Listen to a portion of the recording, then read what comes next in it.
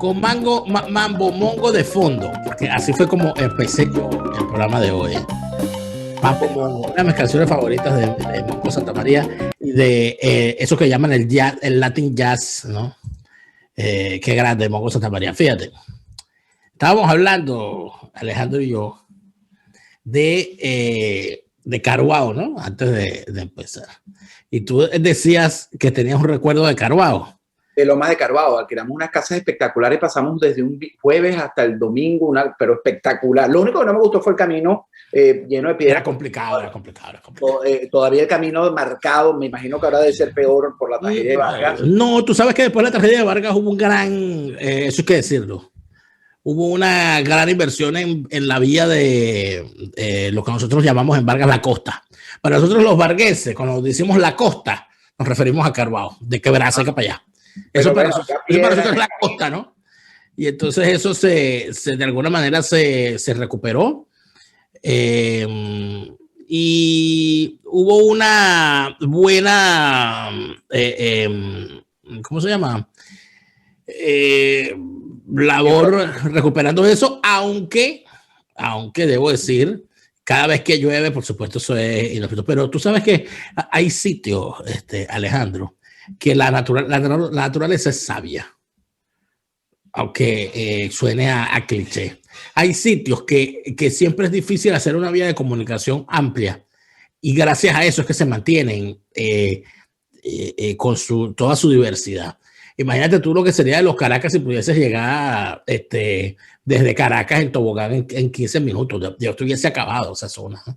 Y esa es una zona que tiene un equilibrio natural maravilloso. Mira, yo recuerdo lo que significaba llegar a los Caracas, ya a los Caracas. El propio Los Caracas tiene esos estudios de botánicos y estudios de gente que conoce la zona. Tiene un microclima particular y tiene sus propios pulmones vegetales, es una cosa maravillosa. Y tú sentías eso cuando tú estabas en los Caracas, cuando llegabas allí, tú sentías que estabas respirando un aire distinto. O sea, eso que dice, voy a respirar otro aire, en los Caracas tú lo sentías aquella mezcla de la montaña con el salitre. Y tú decías, cónchale. Caruao era la zona, y entonces aquí es donde voy, una zona tan bonita, ¿no? Toda la parroquia Caruao, con todos sus pueblos grandes y pequeños, ¿no? Oritapo, Urama, Chuspa, La Virginia, La Sabana, Todasana, San Jorge, y otros muchos más que se me olvidan. Pero que a todos les tengo el mismo cariño. Y en Vargas, el varguense tenía yo recuerdo, dos sueños a la hora de jubilarse. Jubilarse e irse para Carayaca, a los que les gustaba el frío, ¿sabes? O sea, en el campo y en una cosita ahí, bien importante, una chocita donde haga frío. Y ese frío, yo me quedo ahí en mi frío y me quedo sembrando, qué sé yo, cualquier cosa. Eso era un anhelo del varguense promedio. Y el otro era irse para la costa. Yo me jubilo y me voy. Mi papá era de los que quería jubilarse e irse para Urama, para el pueblo de Urama. Y mi tía Ana era de las que se quería jubilar e irse para Carayaca. Hubo de mi familia lograr ese sueño. Mi abuela, en paz descanse, mi abuela Juana, mi abuela materna, y mi tía abuela María, que aún vive y que Dios la conserve y le dé muchos años más de vida, ellas dijeron, cuando nosotros nos jubilemos, nosotros nos vamos para Carayaca. Y ellas eran enfermeras. Tú sabes que las enfermeras trabajan muchísimo y tienen doble trabajo. Normalmente trabajan para la gobernación y trabajan para la sanidad. Trabajan para la gobernación y trabajan para un privado X. Así. Trabajaron muchísimo. Y cuando se jubilaron, en efecto, se jubilaron, vendieron toda la casa, las casas que tenían, todo lo que tenían en la ciudad y agarraron sus motetes y se compraron media hectárea en, eso es La Peñita, en la parroquia Carayaca. Para allá se fueron a un sitio donde no había ni electricidad, donde no llegaba la señal del teléfono, donde para llamar por teléfono mi abuela se encaramaba en una loma que quedaba por ahí cerca a la noche y entonces le agarraba señal y entonces siempre llamaba era para burlarse de nosotros, preguntándonos cómo estaba la temperatura. Mira, ¿cómo está el calor allá? Ay, aquí no, aquí esto es una maravilla. Ella y mi tía, una cosa maravillosa. ¿Y por qué estoy hablando de esto? Porque me nombraste, Carol, y se me activó el recuerdo de la Venezuela en la que los venezolanos pensaban y organizaban su jubilación y su retiro. Mi abuela, lamentablemente, y mi tía María no pudieron morirse tranquilas en sus tierritas allá porque llegó un momento, Alejandro, que la delincuencia se puso de tal magnitud que la última vez las secuestraron, las golpearon. Fue una cosa horrible, con toda la familia allí, los secuestraron, fue una cosa espantosa. Yo hubo que salí volando de allí porque entonces esas señoras, imagínate, tú dejas a esas viejitas solas allí. No durmieron más en paz. No, porque entonces es una cosa que tú no dormía uno, porque uno decía, oye, pero imagínate, comunicarse y de aquí a que uno vaya para allá si ocurre una cosa. Pero esa era la vida que ellas querían tener al final de su vida. Estar tranquilas en su monte y no pudieron hacerlo. Y mi papá, que va a cumplir este año 72 años, todavía trabaja. Y que es algo que yo siempre soy, oye, pero una persona debería trabajar hasta los 60 años, que es lo que dice la norma, ¿no? Y a los 60 años todavía tiene por delante, bueno, 20 años más, pasaría a parrandear y a viajar e irse como quería él a vivir a Urama, a esperar que llegaran los pescadores temprano en la mañana para comprar el pescado fresco y todo eso. Y yo cada vez que hablo, Alejandro, porque para qué mentir, tenemos un gran público de abuelos y abuelas. Yo siempre le digo en la emisora que nosotros somos los favoritos, Neomar y yo, los favoritos de las madres, las abuelas y las tías madrinas de Venezuela. Porque cada vez que alguien nos contacta y dice, mira, cuando se trata del programa de radio, mi mamá escucha tu programa, mándale una nota de voz. Mi abuela está cumpliendo 90 años, yo ya escuché, ella es fan tuya, mándale un saludo.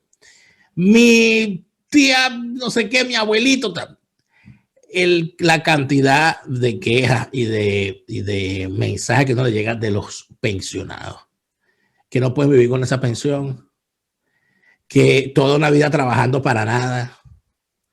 El sueño frustrado, el tener todo el castigo que se le está imponiendo a los jubilados, no poder vivir de la pensión después de haber trabajado toda la vida, no poder vivir con sus hijos y con sus nietos porque se fueron los hijos y los nietos los están viendo crecer por videollamada. Y los que se fueron de Venezuela después de haber trabajado toda su vida no cobraron una pensión más nunca. Porque los castigó el régimen. El régimen los castigó sin pagarle su pensión nunca más. La cantidad de gente que se ha muerto, chicos, esperando que algún día les paguen su pensión. Entonces, ¿qué queda de un país, Alejandro, donde un joven no puede pensar, no puede soñar como la generación nuestra, como tú soñabas con ser menudo? O yo soñaba con ser abogado o ser periodista. O mi hermano, el del medio, a mí me da mucha risa recordar esto y si me está viendo se va a reír. Porque mi hermano había una cosa que le parecía divertidísima y él quería hacer eso cuando grande. A él le pareció una cosa divertidísima y súper llamativa, el camión de la basura. Ese que agarraba el contenedor y lo jalaba y lo venía y le compactaba y hacía todo ese movimiento y tú veías a los tipos dándole. A él le encantaba eso y decía, yo quiero un camión así, yo quiero un camión como ese. Te voy a decir algo, mi hermano pequeño, José Francisco, le decimos Pipo, porque de pequeño él soñaba con eso. Entonces llegó el pipotero y de pipotero, no Pipo cubano, quedó Pipo, se lo redujimos a Pipo, pero era la misma fascinación. Era una época de sueños, sueños que quizás si tú lo hubieras seguido en un país normal, lo hubieras alcanzado, fuera dueño quizás de Fopuca. O bueno, Fopuca no, porque están metidos en cosas raras y no hablamos de eso. Yo lo que digo es que o sea, el niño no puede soñar con tener una claro. O sea, ¿por qué soñarán los niños de Venezuela hoy? Y los adultos, tú, Daniel. Y los adultos. Óyeme. ¿Con qué jubilación sueñan? Si te retiras del trabajo, ¿y qué te van a pagar? Óyeme, te voy a echar un cuento reciente. Vengo de grabar mi programa en vivo, lo hago para Radio y Televisión Martín, que es un programa que se hace para los cubanos de a pie, y entrevisté a un periodista argentino y a Pablo Aure, abogado, un secretario de la Universidad de Carabobo, y en la conversación, claro, tenía el argentino para poner en contexto un poco lo que está pasando allá en el sur. Y yo le decía, bueno, Pablo, ahora con esto del Nacional, Alejandro, pero ¿cómo que se nos están dando palos? Ya eso se acabó los medios. Todo lo que yo le decía como periodista, como referencia, porque al final tú no puedes ser todo negro de una vez. Él me decía, Alejandro, pero estás equivocado porque eso, hasta que al final le pregunté, me quedan 3 minutos, Pablo, ¿cómo vives en una Venezuela donde no hay esperanza para nada? Y me dice, sobreviviendo el día, a ver cómo termina y si lo puedo terminar yo. ¡Wow! Es decir, me dejó sin palabras. Porque no hay sueño para un mañana, para la semana que viene, para el viaje que vas a tener en agosto. No hay sueño para el venezolano dentro del país, es lamentable. Ni siquiera hay la espera normal de la temporada, porque uno, por ejemplo, uno decía, bueno, en diciembre no he visto a la familia en todo el año, los veo en diciembre, y uno se reencontraba, ¿no?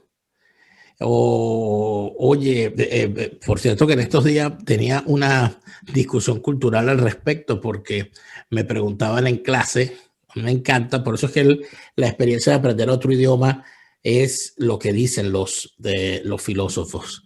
Quien aprende otro idioma aprende más sobre sí mismo.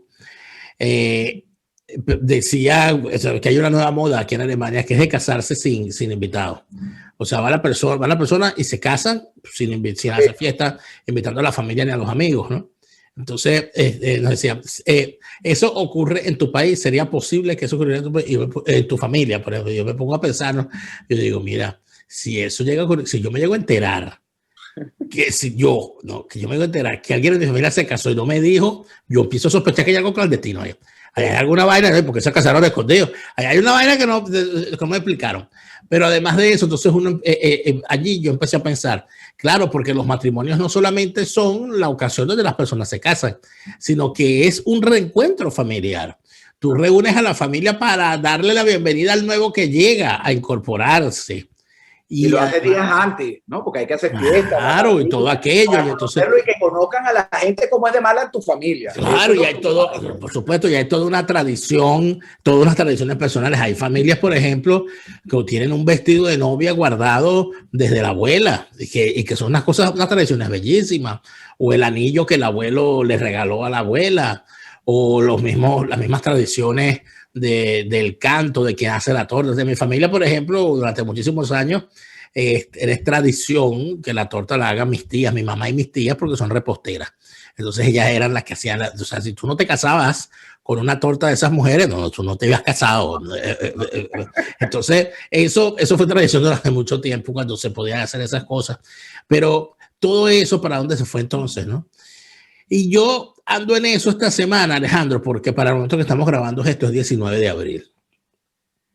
Se supone que esta es una fecha de celebración nacional.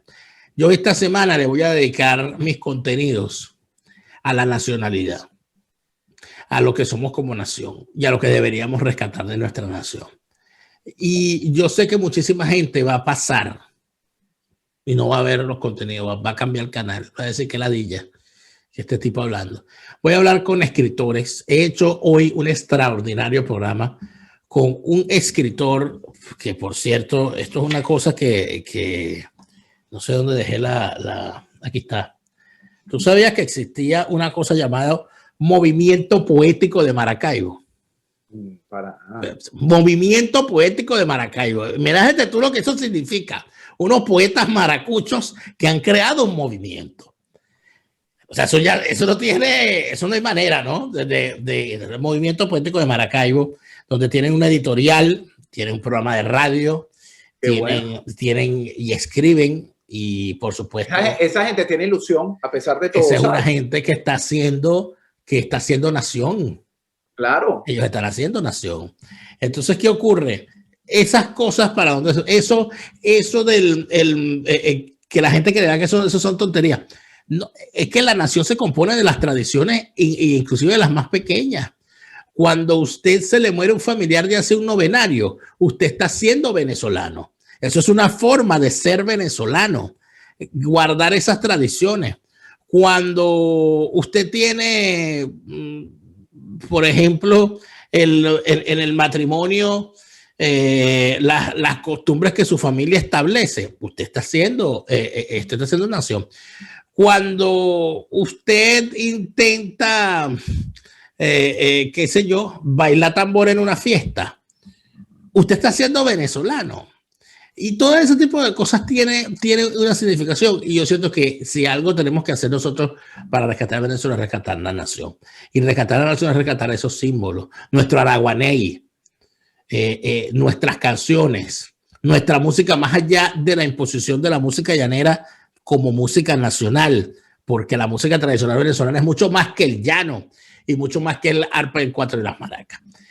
Si nosotros logramos concentrarnos, los de adentro y los de afuera, en mantener vivo eso que nos convierte en nación, y entendemos que la cultura y la educación es lo que nos va a mantener como nación, aunque al final nos quede nada más la historia oral, de Venezuela se seguirá hablando en el futuro. Si no, terminaremos siendo el recuerdo de algo que una vez. No, y estoy total, me sumo a esta campaña admirable tuya porque, y creo que lo hemos logrado con este proyecto que tenemos los sábados 3 para 1, que fíjate como la gente, tú descubres que la gente no está ansiosa de vivir del pasado, como me dijo alguien estos días, no, la gente está ansiosa de recordar que fuimos buenos, tenemos gente buena, que podemos ser buenos y que podemos construir cosas maravillosas. En Venezuela se hicieron cosas maravillosas a nivel comercial, de música, de talento, de televisión, de empresas. Mira, es que a uno mismo, yo no sé si les pasa a ti y a mi Omar, después que yo veo el programa los sábados y me quedo leyendo los comentarios, digo, la verdad es que fuimos grandes y yo creo que esta fue la rechera más grande que nos tenían los Castro. Bueno, todo este movimiento, ya yo estoy convencido que Castro fue una pieza, como utilizaron al desgraciado de nosotros, ¿cómo se llama el sátrapa de nosotros que está enterrado? A Chávez, Hugo Chávez. Que se murió y no volverá. Exactamente. Y todo es un sistema, pero tenemos cosas buenas. Mira, cuando tú ves afuera la cantidad de gente, yo a veces veo videitos cuando quiero descansar de esos reels, ¿no? De Instagram. Y me encuentro con un venezolano haciendo algo maravilloso. Esta muchacha de las cartas, que por cierto la quiero tener, que está por allá por Europa también. Yo digo, tenemos un talento que no podemos dejar olvidar. Y así sea en la oralidad, como tú lo estás mencionando, porque ya lo que vemos es el trabajo del régimen para acabar con todo eso, con el escrito. Porque lo de la prensa escrita no es solamente acabar con Miguel Enrique Otero, no. Con ese movimiento. Claro, es acabar con el legado de Miguel Otero Silva. Y con un librito que nuestros nietos algún día abran. Oye, qué interesante lo que se hizo. Así, aunque no les interese, porque tú sabes que uno como joven, pero queda en las bibliotecas, queda en el recuerdo, queda para que alguien sepa lo que se hizo en Venezuela. Así que te apoyo, 100%. Nosotros tenemos muchas cosas más de las cuales hablar y lo vamos a hacer en el siguiente segmento en el canal de Alejandro, pero no quería irme sin leer algunos de los comentarios que tenemos de nuestros suscriptores en Patreon, patreon.com/delaraf, patreon.com/delaraf. Con un pequeño monto mensual me ayudas a seguir creando contenidos y como recompensa, entre otras cosas, si te afilias al plan full, por ejemplo, puedes estar con nosotros en vivo en cada una de estas transmisiones. Saludos a José Vicente Rojas, a Kelvin Echenique y a Andrés Guerrero, que andaba aburrido hasta que apareció esta transmisión. Ahora se siente contento. Saludos a José Vicente Rojas. José Vicente Rojas nos dice: Daniel, de la avenida Sublet en Pariata es el amor de mi vida.